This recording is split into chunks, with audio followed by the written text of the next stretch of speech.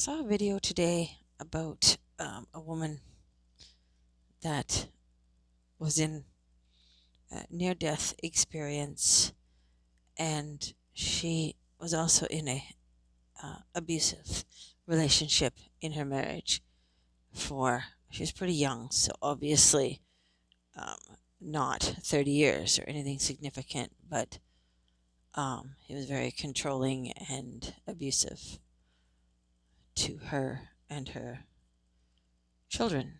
And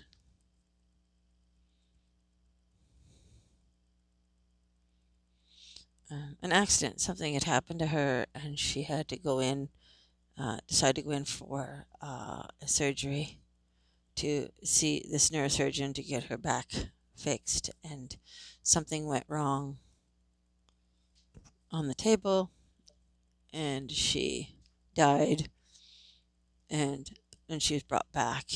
Um, my whole life, I have always wondered how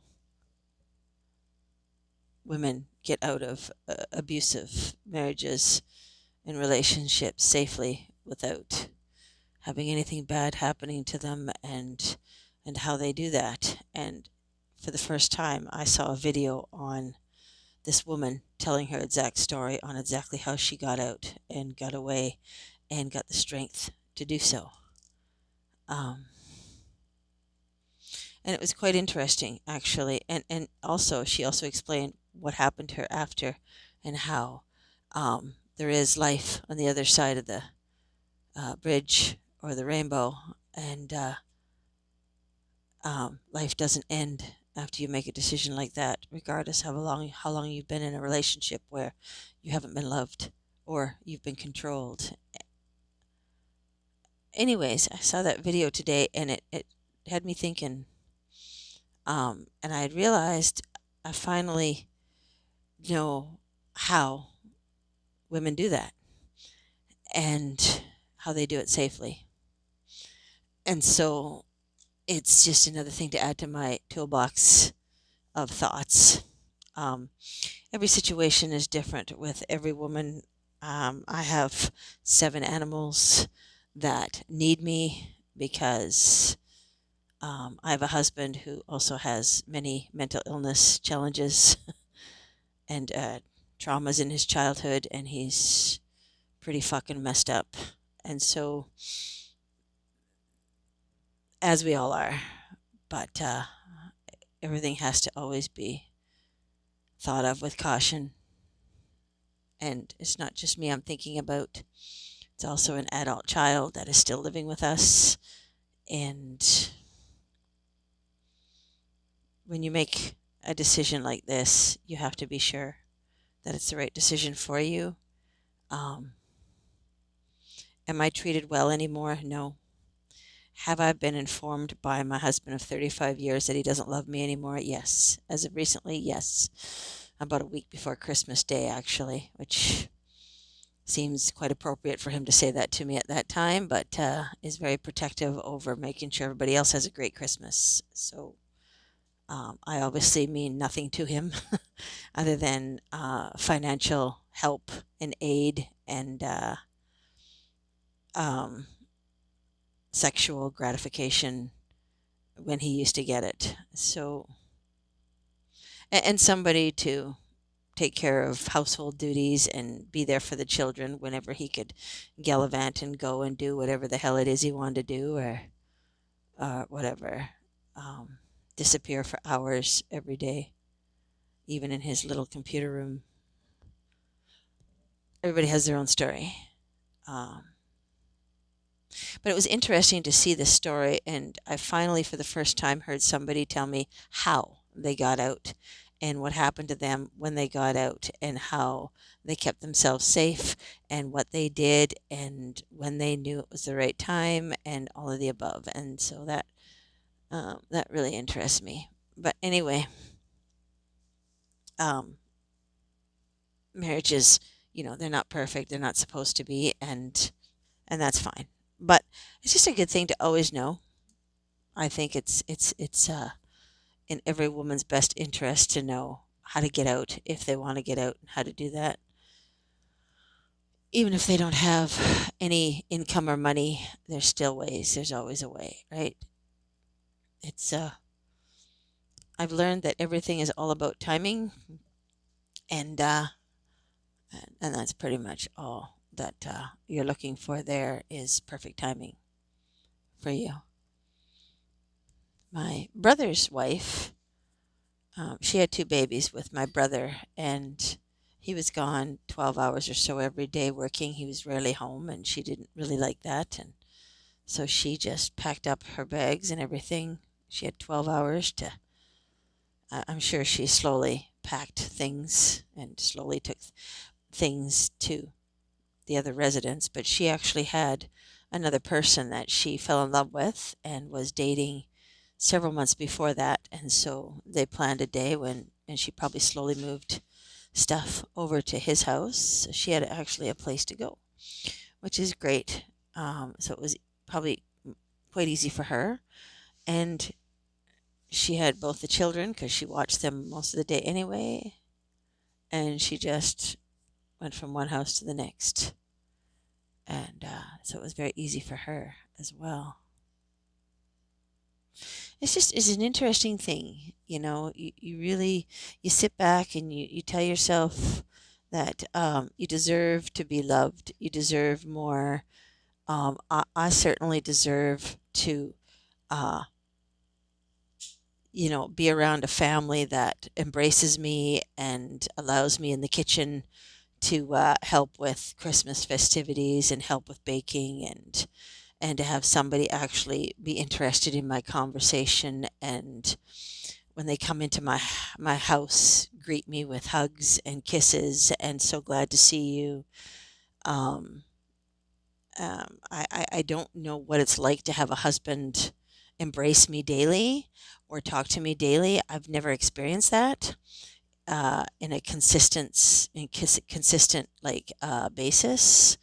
It's always very sporadic. So I would get, he'd be nice to me. He'd go out on uh, exercise for 2 weeks, and I'd be doing all the duties and taking care of everything with all of the babies and the household and the cooking and the groceries and the cleaning and everything. I did everything for like 2 weeks straight or whatever, and he'd not usually call while he was out on exercise. Whether he could or couldn't is irrelevant to me. I never got that. And then he would um, come home after 2 weeks and act like, he'd always say to me, "Did you miss me?"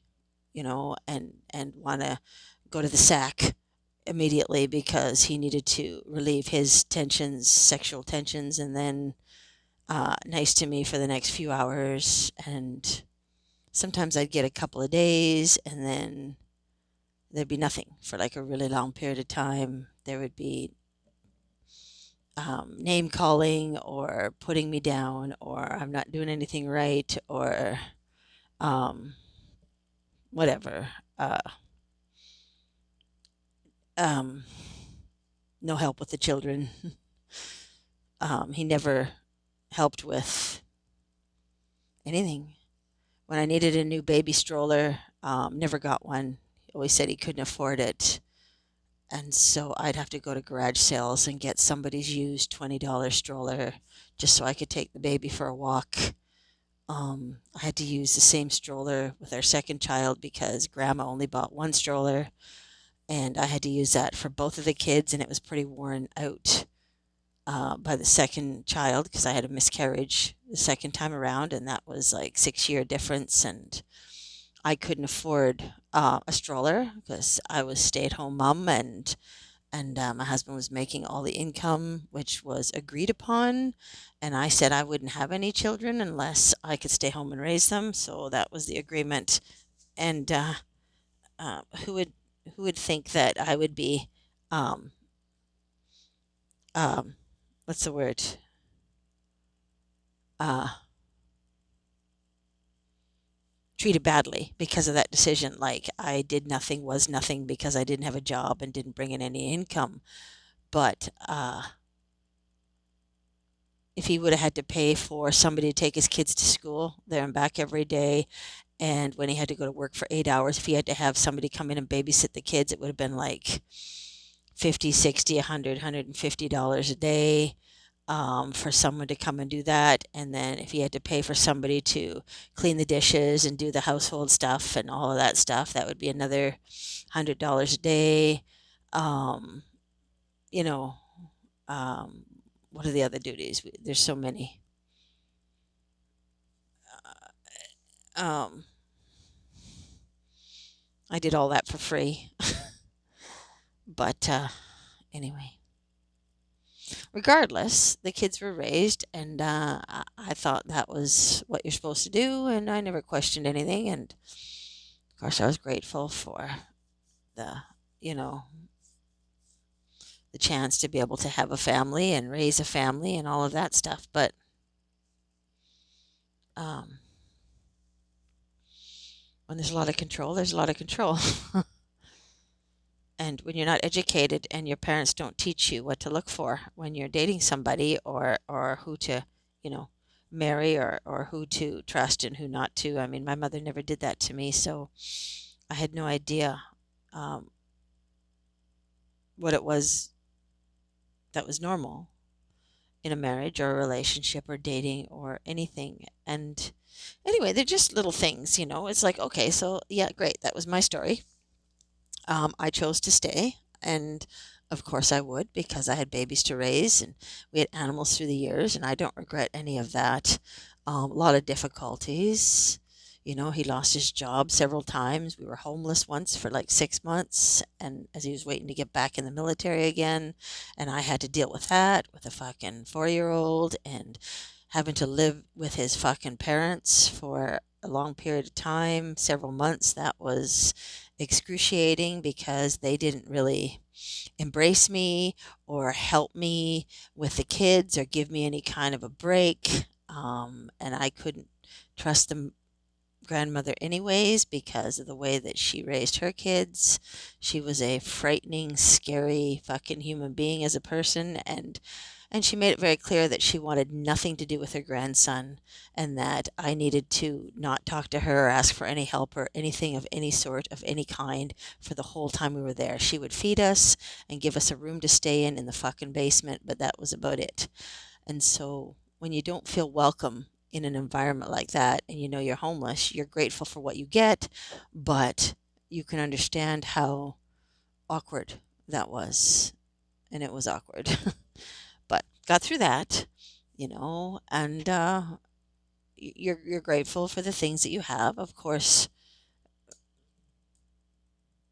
my husband always made sure the bills were paid, and for most of the time through the 35 years, we've had a roof over our head, and I managed to get an income through disability for getting help later in my life, and he promised he would never use that against me, and every time we have an argument, he does. And so, you know, I'm the one with the problem. I'm the one with the mental illness. I'm the one with PTSD.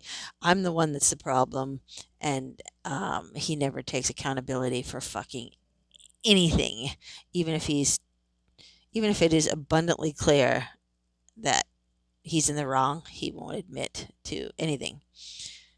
Um, so anyway, that's fine, whatever, right? So I thought that's interesting because um, now that every day I'm becoming more and more aware. It's like I'm realizing that we're 2 days before Christmas Day, and I'm not getting embraced by anyone in any way or form, including my children. And I can see how our children have been raised in a grooming like process as well. And so ever since they were really small, my husband would also teach them, don't listen to your mother, don't go to her, she doesn't know anything, come to me, she's the one that's crazy. If you don't want to hear her or anything, just don't talk to her at all. And it's been a slow, gradual process of that in their entire childhood and upbringing. And so we're at the point now that um, my daughter has a very close friendship with um, her father, and wants nothing to do with me. And she's an adult. She can make her own decisions, but I've done nothing to earn or deserve that. So I know she's been groomed.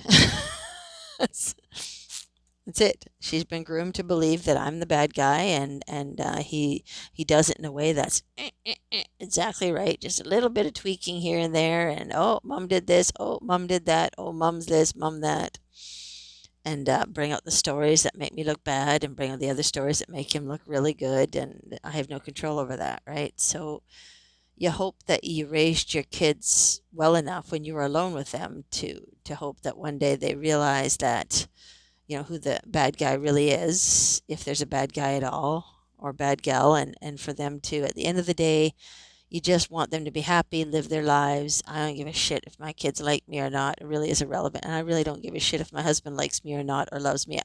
That's irrelevant as well, because at the end of the day, it's still my fucking family and it's still his family. And so um, he could, if he wanted to, he could take a lot of things away from me. But what he likes to do is he likes to humiliate me. He likes to embarrass me. He likes to make me look bad in front of my children. He likes to make me feel small.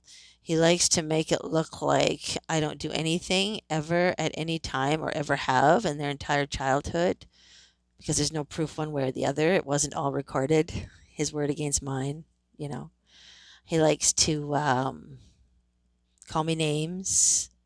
All the names that I tell him that I hate the most, those are the ones that he focuses on the most, even though he promises me whenever we're intimately close that he'll never do that. He does all the time.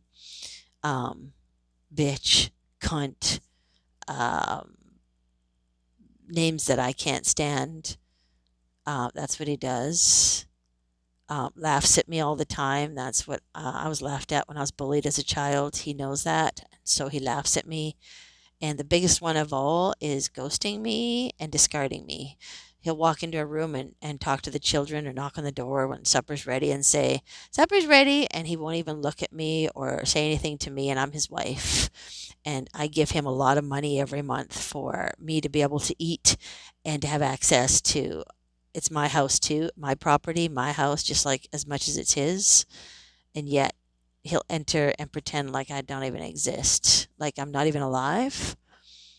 And it's really starting to get old, because at the same time when I hear him communicating with my daughter, he's praising to her, he's praising everything that he does, and everything that she does, he is criticizing her and saying that it's not right, or she's not doing it right, or she's doesn't know what she's doing, or do it exactly my way, or cook all the bacon, or you know do everything my way, my way, and nothing you're doing is right. And then he'll sit there and laugh at her and make it sound like they're laughing like it's a joke. But she's confused, I guess, because she doesn't see that he's laughing at her and that he's been doing this to her and treating her this way since she was a small girl, small child. And this is what he does. This is all he knows. And so she accepts it now because she's used to it, and he treats her like gold. He'll give her, when she puts me down in front of him, he doesn't defend me or stand up to me. He just sits back and says nothing, and then they go back to the studio, and I'm sure they talk about me and laugh it all up, thinking that it was the funniest thing in the world that she said something disrespectful to her mother. And he's like, "That's great, keep doing that and I'll give you anything you want," because he loves it when I get stuck, right? Like, right, stick it to her, stick it to her, stick it to her. Like, anything you can do to make mother feel uncomfortable, I am right by your side. It's perfect. And I don't understand why. But again, she's an adult, and you can't scold an adult. And so we're 2 days before Christmas, and I go into the kitchen, for example, in my kitchen, and I'm hungry because I literally just woke up, and they're in the kitchen, and they spent all fucking day in the kitchen. And it's like I go in there wanting to make a bagel, and it was real nice, asked a question, and my daughter shut me down, and she was like, "I don't want to ever talk to you again, like ever." for the rest of my life, right?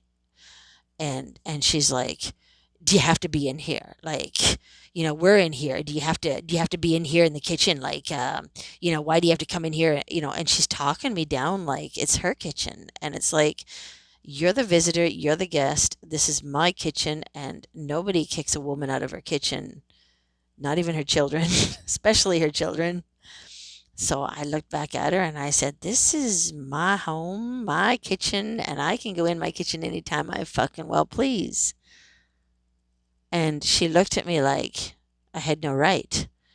And of course, her father would have defended her. He would have been like, get the fuck out of here, Julie. You have no right being in here, blah, blah, blah, blah. I don't care that you're starving. I don't care that you're hungry. This place is too, and he was like, this place is, but for 35 years, he was like, everybody can be in the kitchen. There's room for everybody. I never kick anybody out, but not now, not anymore. And I sit back and I say, okay, well, you did today. And I ain't fucking going anywhere because I'm fucking hungry and I'm going to make myself a fucking bagel. But I couldn't get into the fridge. He just shoves big fucking things like everywhere and you can't get at anything. And so I had to fucking clean it up a little bit so there'd be more space for me to get around in there.